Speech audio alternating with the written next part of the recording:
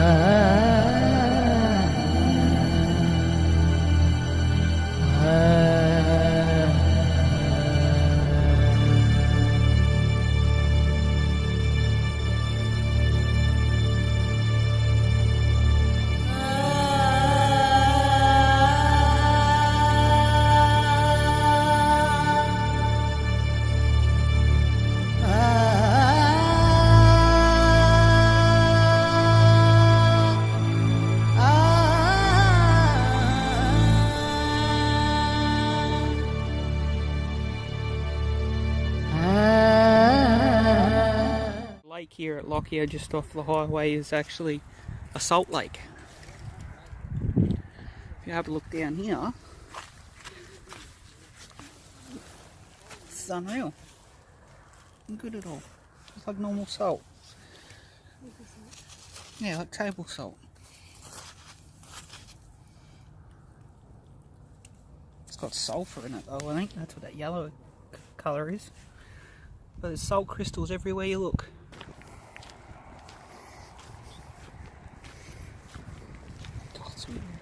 Weird.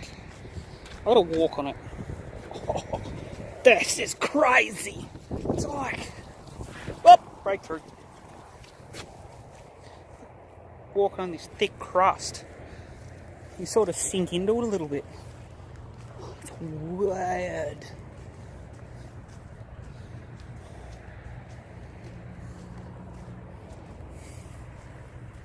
It's so strange.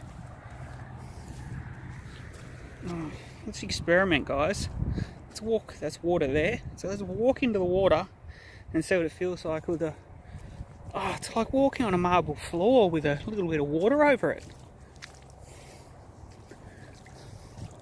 How cool does that look?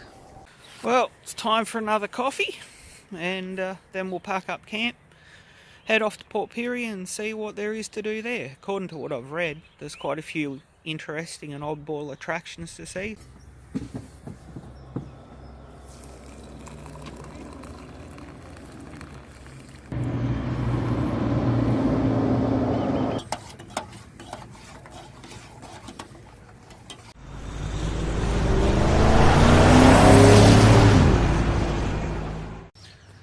On our way through to Port Pirie, we've decided to pop into a little town called Snowtown, and it's very well known for the Snowtown murders, where there was bodies put in drums and hidden in an old bank.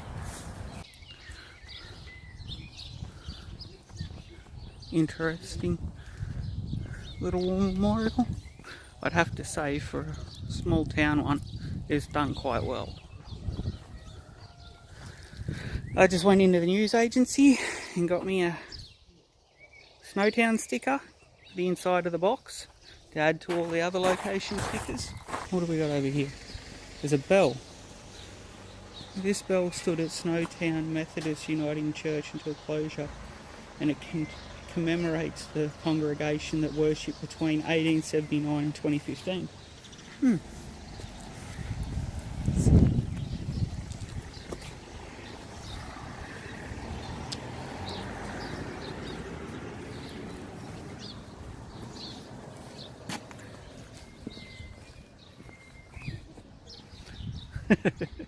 A missile with a nert welded on it.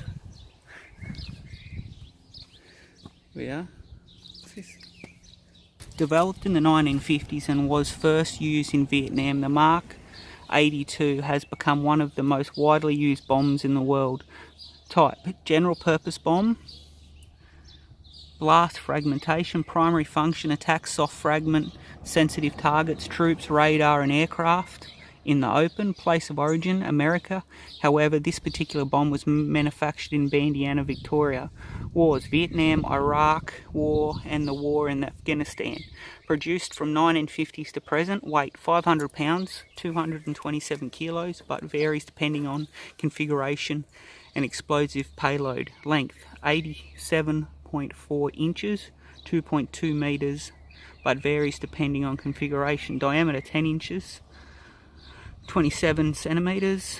Application: low drag general purpose bomb. Bomb was kindly gifted to the Royal Australian Air Force Armament Test Section, Aircraft / Stores Compatibility Engineering Squadron, RAF Base, Edinburgh, South Australia.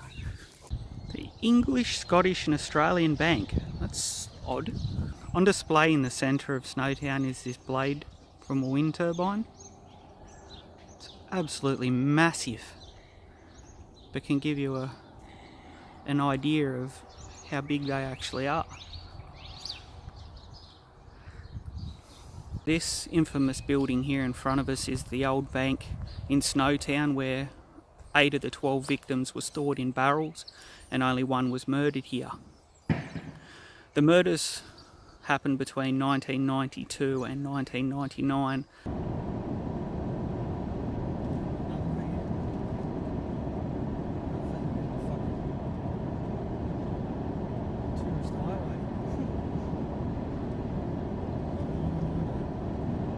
We've now arrived at Port Pirie Information Centre and go inside and have a bit of a look and see what they have on offer around the district and the port.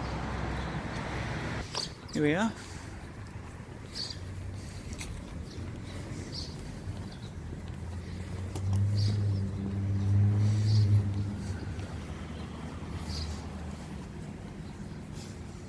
This looks interesting.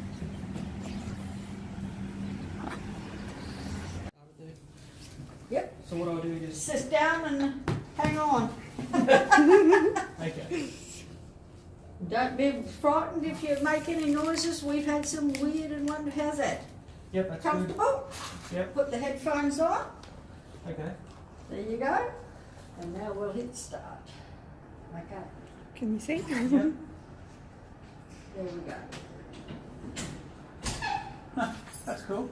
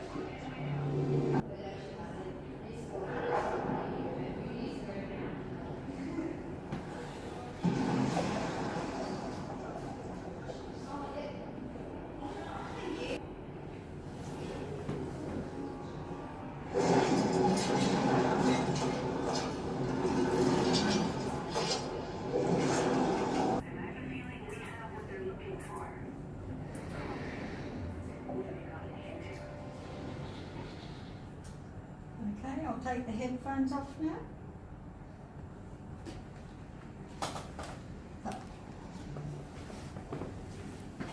How was that? That's good. Excellent. Tell me. That was good. Would you do it again? Yeah. We push the button and we push the button. How's that? That's good. Put the headphones on.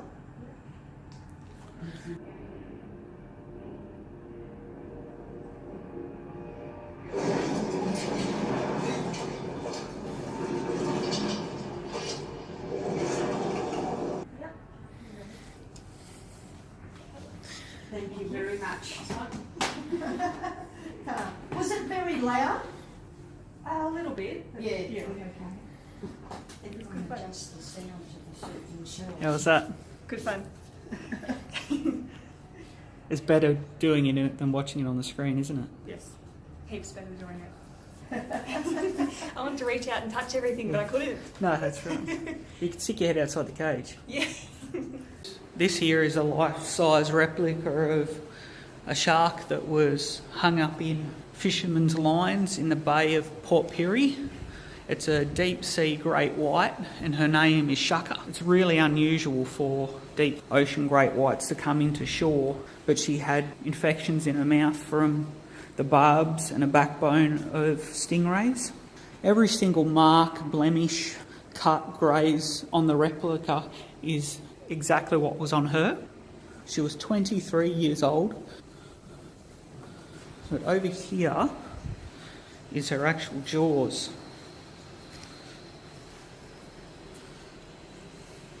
For a scale, that's my hand. And here's her right pectoral fin. She was 5.5 metres long. In this little display buoy, whatever you want to call it, that was the actual barb that was lodged in her jaws. And I'll take you back over to her jaws. And that piece in the centre there was a piece of backbone that was lodged in that part of her jaw there and become infected. And the barb was in this piece down here. They estimate that it would have been 6 to 8 weeks for her to be healed and then return back to the deep parts of the ocean. And here is a casting of her backbone. Each ring is a year. Larger the diameter of the ring, the better the year was. Shorter, the worse. So she was 23.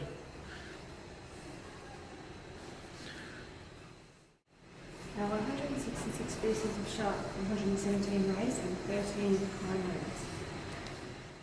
How would you go if you got chomped on by that? If you see there in the model, there's actually a model of the backbone still lodged in her jaw.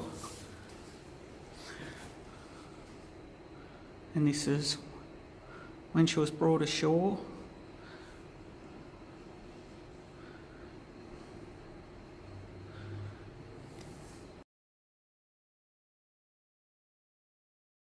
We wanted something, as you walk in the door, to say wow to. So we had this painting done. It was done by a local painter. Took him 65 hours to paint.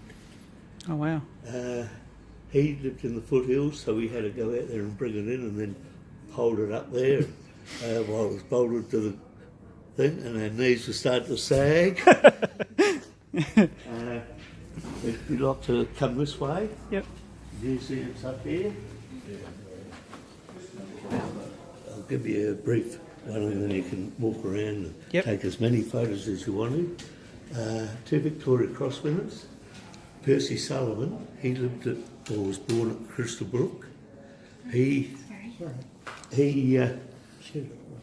never made it to England until 1918.